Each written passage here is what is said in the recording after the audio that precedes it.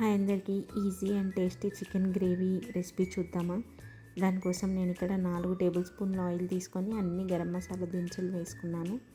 తర్వాత ఒక పెద్ద ఉల్లిపాయను తీసుకొని ఇలా చిన్న చిన్న ముక్కలుగా చేసేసి నేను ఫ్రై చేస్తున్నాను. ఇక్కడ ఇదే స్టేజ్లో కొత్తిమీర పుదీనా కొంచెం వేద్దాం. దీనివల్ల కర్రీ టేస్ట్ చాలా బాగా వస్తుంది. ఫ్రెష్గా అల్లం వెల్లుల్లి ముద్ద చేసుకొని 2 టేబుల్ స్పూన్స్ ఇక్కడ యాడ్ చేస్తున్నాను.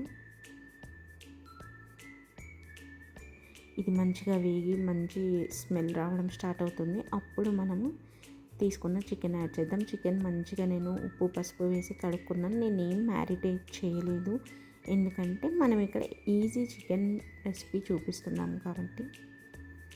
1.5 కేజీకి సరిపడా నేను 3 టేబుల్ స్పూన్ల ఉప్పు వేస్తున్నాను. 4 టేబుల్ స్పూన్ల కారం వేస్తున్నాను.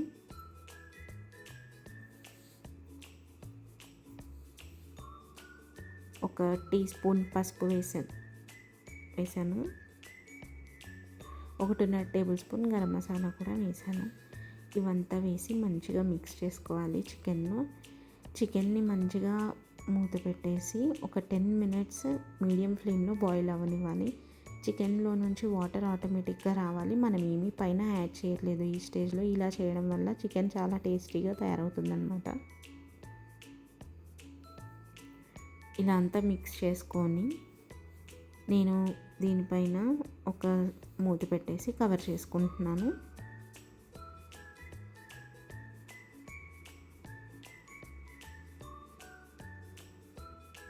ఈ స్టేజ్లో మనము ఒక 4 పచ్చిమిర్చిని కట్ చేసి వేసుకుంటున్నాము. చూసారా, వాటర్ రావడం స్టార్ట్ అయింది. ఇక్కడ 1 కప్పు పెరుగు వేసుకున్నాను.